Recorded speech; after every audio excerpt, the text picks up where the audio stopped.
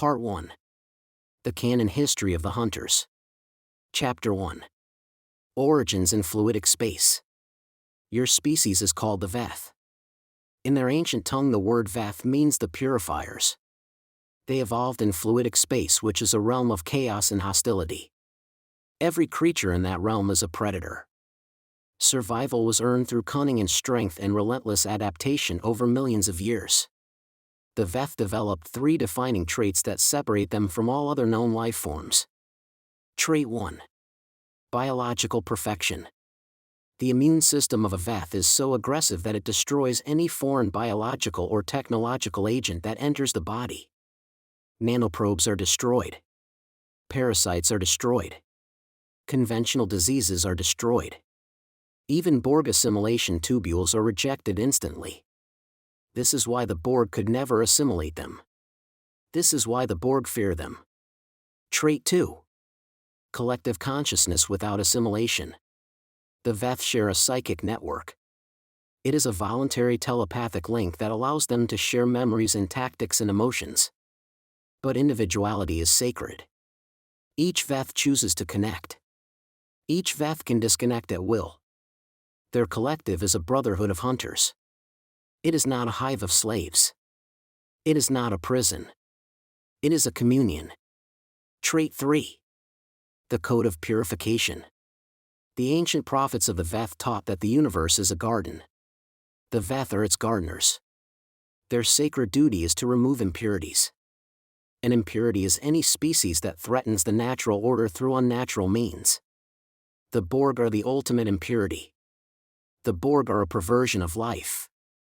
A hive that steals individuality and consumes without purpose. The Veth do not conquer. The Veth do not colonize. The Veth purify. Chapter 2. First contact with the Borg. The year was 2373 by the human calendar. The Borg invaded fluidic space. They sought to assimilate the Veth. They believed the Veth were just another species to be consumed. They were wrong. The Veth saw the invasion as prophecy fulfilled. The abomination had come to their doorstep. The ancient texts had warned of this day. The purifiers were ready. Their response was immediate and total. Within weeks the Veth counter invaded the Milky Way galaxy. They destroyed hundreds of Borg worlds.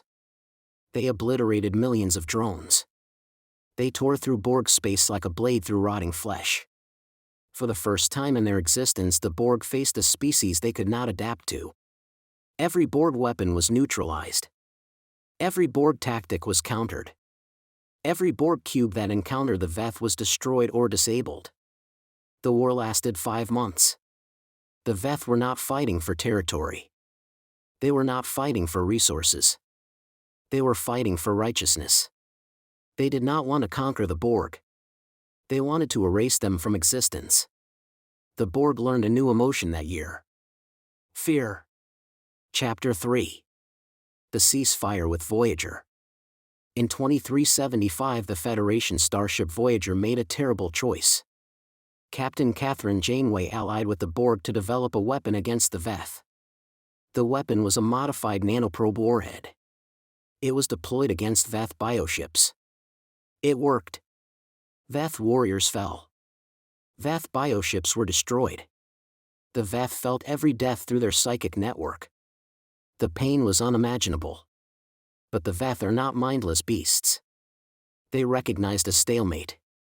They understood that the Federation and the Borg had formed an alliance of desperation. They understood that continuing the war would cost more Veth lives. When Janeway negotiated a ceasefire the Veth accepted. Not out of fear. Out of strategic patience. They would wait. They would learn. They would adapt in ways the Borg could never comprehend. The Veth returned to fluidic space. But they did not forget. They watched the Milky Way from afar. They studied their enemies. They prepared for the day when the hunt would resume. Chapter 4. The Hyperfield Era. Centuries passed. By the years 3189 and 3190 the Veth had grown more powerful than ever before. Their bioships had evolved. Their weapons had improved. Their understanding of the galaxy had deepened. They discovered Species 10C. Species 10C were massive non-humanoid beings. They built planetary shields. They consumed matter with their mining technology. They created the dark matter anomaly. They were unlike anything the Veth had ever encountered. The Veth studied them from afar. Species 10C were not impure like the Borg. They did not assimilate. They did not conquer. They did not hunt for sport. They simply existed in a way so alien that the Veth could not easily judge them. The Veth debated among themselves. Were Species 10C a threat to the garden? Or were they simply gardeners of a different kind? The encounter with Michael Burnham and the USS Discovery left the Veth with more questions than answers. They had found a species they could not easily categorize. This was unsettling. The Veth designated Species 10C as the Watchers. They would continue to observe. Part 2. The Great Hunt begins. Chapter 5. The Borg. The ultimate prey. Who they are. The Borg are a technological hive mind that seeks perfection through assimilation. They absorb species and technology into their collective. They destroy individuality. They erase culture. They consume without purpose. The Hunter perspective. The Veth view the Borg as the greatest abomination in existence. The Borg are the antithesis of everything the Veth hold sacred. The Borg have no individuality. No honor. No soul. They are a plague that consumes without purpose. They are the ultimate impurity. The Hunt. The Veth do not engage Borg cubes in conventional space battles. They do not trade phaser fire or torpedo volleys. They board the cubes. Veth bioships phase inside Borg vessels. They materialize in regeneration alcoves. In engineering nodes. In transwarp conduits. The attack comes from within. A single Veth warrior can decimate dozens of drones. Their biological weapons are impossible for the Borg to adapt to because they change molecular structure mid-flight. Organic spines that track targets. Corrosive saliva that melts through cybernetic components. Claws that can tear through duranium alloy. Every hunt begins with a prayer. The warrior must recite the name of every Veth lost to the Borg. The warrior vows to honor their sacrifice. The hunt ends when the cube is rendered inert. The warrior claims a trophy. A neural processor from the most resilient drone. How it goes? The Veth are devastatingly effective. A single Veth hunting party can disable a Borg cube within hours. The Borg have learned to fear the Veth. They would never admit it. But the collective has internally designated the Veth as unassimilatable threat level Omega. The price. The Veth suffer losses. Their psychic network means they feel every death of their kin. Each hunt is a sacrifice. Each death is a reminder of why they fight. Chapter 6. The Gorn. The unholy rivals. Who they are. The Gorn are a reptilian species with a brutal Darwinistic culture. They reproduce by implanting eggs in living hosts. The eggs hatch inside the host. The young consume the host from within. The Hunter perspective. The Veth do not hunt the Gorn for sport. They hunt them because they are unclean. The Gorn reproductive method is a vile parasitic act. It is a corruption of the natural order. It is an abomination. The Hunt. The Gorn are stealthy and ruthless. They use biological ships in psychological warfare. They are cunning predators. The Veth respond by turning Gorn tactics against them. The Veth hunt in pairs. One warrior acts as the bait. The other acts as the striker. The Gorn cannot predict the psychic coordination of the Veth. They walk into ambushes. They fall into traps. They die confused and afraid. Gorn are physically powerful. But the Veth are stronger. Faster. More durable. A Veth can survive a Gorn venomous bite. The Veth immune system neutralizes parasitic eggs instantly. The eggs cannot take root. The host cannot be infected. Killing a Gorn is not a trophy hunt. It is a cleansing. The Veth burn the body. They ensure no eggs survive to infect another host. How it goes? The Veth have nearly exterminated the Gorn in their sector of the Delta Quadrant. The Gorn are no match for a species that has evolved to counter every biological weapon they possess. The price. The Gorn are relentless. They do not surrender. They do not negotiate. Every hunt is a war of attrition. The Veth have lost dozens of warriors to Gorn ambushes. Each loss is a wound on their collective soul. Chapter 7. The Hirogen. The dishonorable competitors. Who they are. The Hirogen are a nomadic hunter species. They hunt for sport and glory. They collect trophies. They wear the bones of their prey. They believe the hunt is the highest form of existence. The hunter perspective. The Veth despise the Hirogen. To the Veth, hunting is a sacred duty. It is not a game. It is not a sport. It is a burden that must be carried with reverence. The Hirogen hunt for trophies. For ego. For the thrill of the kill. They are children playing at war. They are unworthy of respect. The hunt. The Hirogen are skilled. They are technologically advanced. They use holographic hunting grounds and advanced weaponry. But they are predictable. They follow patterns. They honor rituals that make them easy to counter. When the Veth and Hirogen clash, it is a battle of philosophies. The Hirogen fight for glory. The Veth fight for righteousness. The Veth win not because they are stronger. They win because they are willing to die for their cause. The Hirogen are willing only to kill. The Veth do not take Hirogen trophies. They simply leave them where they fall. To claim a Hirogen weapon or skull would be to acknowledge them as worthy prey. They are not worthy. How it goes? The Veth and Hirogen have fought dozens of skirmishes. The Hirogen have learned to avoid Veth territory. Not because they fear death. Because they cannot stand being treated as unworthy of even a trophy. It is a psychological victory that wounds the Hirogen pride more than any physical blow. The price. The Hirogen are stubborn. They return again and again seeking revenge. The Veth find this exhausting. But also instructive. They use Hirogen attacks as training exercises for their young warriors. Chapter 8. Species 10C. The unknown. Who they are. Species 10C are massive non-humanoid beings. They mine resources using the dark matter anomaly. They shield their territory with a hyperfield. They exist in ways that are almost incomprehensible to other life forms. The hunter perspective. The Veth do not hunt species 10C. They cannot decide if they are worthy prey or fellow gardeners. Species 10C do not assimilate. They do not parasitize. They do not hunt for sport. They simply exist in a way so alien that the Veth cannot judge them. The hunt. The Veth have attempted to breach the hyperfield. It is unlike anything they have encountered. It is not a shield in the conventional sense. It is a dimensional barrier. It bends space around it. The Veth cannot penetrate it. The Veth have never fought a species 10C directly. Their bioships have been damaged by the dark matter anomaly. But they have never engaged the beings themselves.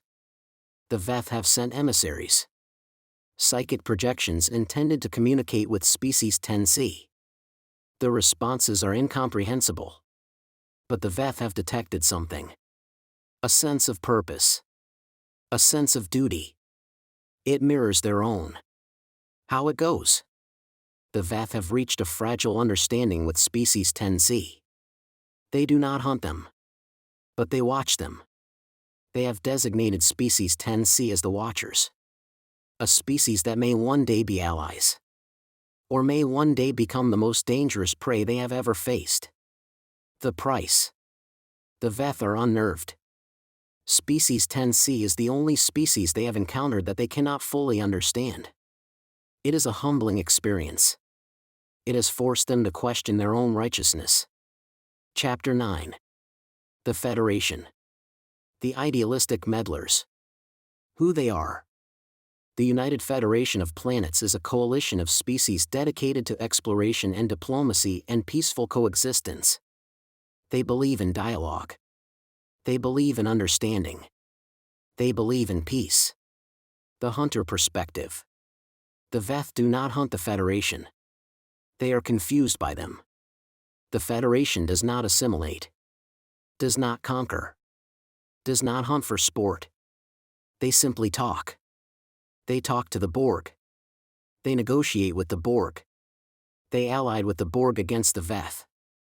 This is incomprehensible. The Hunt. The Veth avoid Federation ships. They are not prey. But they are not allies. They are children. Naive and idealistic and utterly unprepared for the horrors of the galaxy. When the Veth and Federation do clash, it is usually a misunderstanding. The Veth see the Federation willingness to negotiate with the Borg as a betrayal of all life. How can you negotiate with a plague? The Veth have attempted to explain their philosophy to the Federation. It has not gone well. The Federation sees them as genocidal. The Veth see the Federation as willfully blind. How it goes? The Veth do not attack Federation ships. But they do not protect them either. If a Federation vessel is threatened by the Borg, the Veth will not intervene. Unless the Borg are about to win. They are not cruel. They simply believe the Federation must learn the hard way. The price. The Veth have lost no warriors to the Federation. But they have lost something else. Hope. They had hoped the Federation would understand their mission. They had hoped the Federation would join them in purifying the galaxy. Instead, the Federation has condemned them. It is a wound that does not bleed. But it aches. Chapter 10. The Q Continuum. The ultimate question. Who they are. The Q Continuum is a collective of omnipotent non-corporeal beings. They exist outside space and time. They can alter reality with a thought. They are gods. The Hunter Perspective. The Veth do not hunt the Q. They cannot. The Q are beyond physics. Beyond biology. Beyond everything the Veth understand. They are the one species that truly terrifies them. The Hunt. There are no tactics. The Q can snap their fingers and erase an entire star system. The Veth cannot breach their reality. Cannot touch them. Cannot even see them unless the Q choose to appear. There has never been a conflict between the Veth and the Q. The Q have observed them. Mocked them. Even tested them. But they have never fought them. The Veth have a sacred teaching about the Q. It says this. When the gods play games, we are the pieces. We cannot fight them. We can only make our moves meaningful. How it goes. A Q once appeared before a Veth hunting party. The Q laughed at them. Called them adorable little purifiers. Offered to show them what true purification looked like. The Veth did not attack. They did not speak. They simply watched. The Q for a moment seemed unsettled. The Q asked. Are you not afraid of me? The Veth elder replied. We are not afraid of you. We are afraid of what you represent. A universe where our efforts are meaningless. But we will continue anyway. Because meaning is not given. It is earned. You have earned nothing.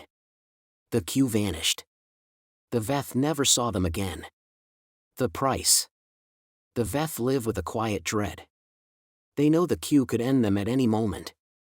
But they also know the Q are capricious. They might spare them for entertainment. Or destroy them for the same reason. The Veth have accepted this. They will continue their hunt because it is the only thing that gives their existence meaning. Part 3. The Final Comparison. Chapter 11. How the Veth would fare against every species. Against the Borg. The Veth win decisively. The Veth are immune to assimilation. Their organic weapons adapt faster than the Borg can calculate. The Borg are their primary prey. Against the Gorn, the Veth win overwhelmingly. The Veth immune system neutralizes the Gorn parasitic eggs. Their strength and speed exceed the Gorn in every way. The Gorn are unclean rivals to be exterminated. Against the Hirogen, the Veth win but not through combat. The Veth win psychologically. They deny the Hirogen the honor of a worthy hunt. They break their spirit more effectively than any weapon. Against species 10C, the outcome is uncertain. The Veth cannot breach the hyperfield. They cannot understand the species. This is a stalemate.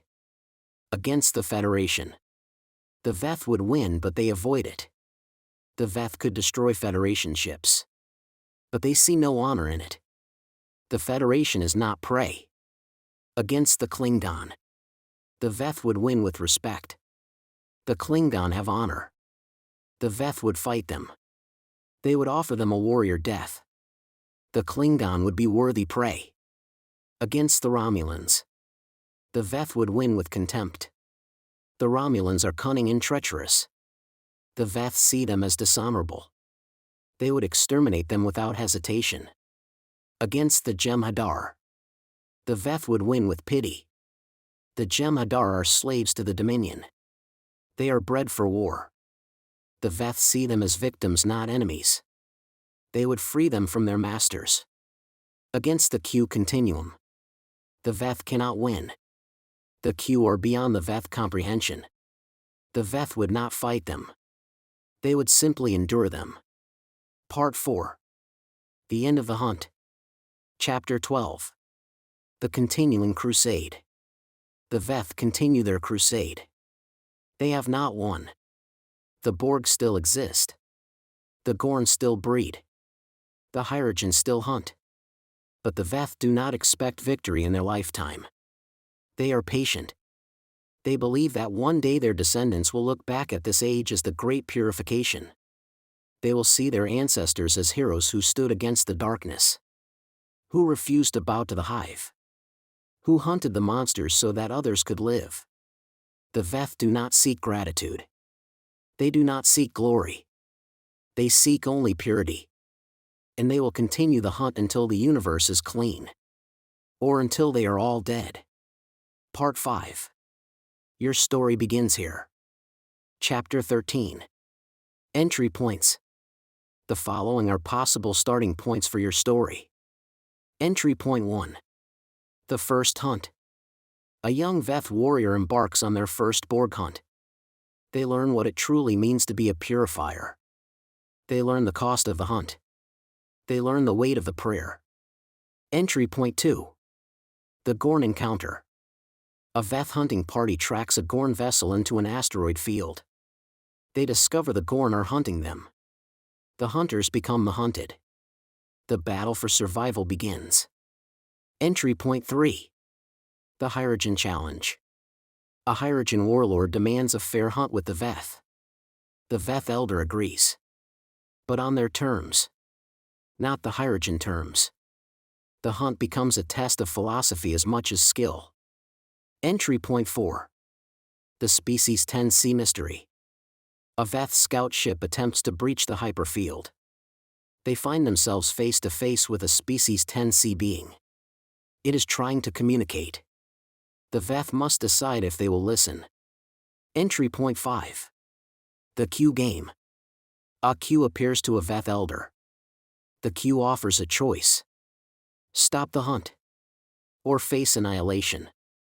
The elder must decide what is worth more. Their mission. Or their lives. Chapter 14. Closing words. This is the foundation of the Veth. Their history. Their philosophy. Their enemies. Their purpose. You may now place your story anywhere in this timeline. You may create characters. You may create conflicts. You may create victories and losses and sacrifices. Remember the 3 traits. Biological perfection. Collective consciousness without assimilation. The code of purification. Remember the purpose. The universe is a garden. The Veth are its gardeners. Remember the creed. We do not conquer. We do not colonize. We purify. The hunt continues.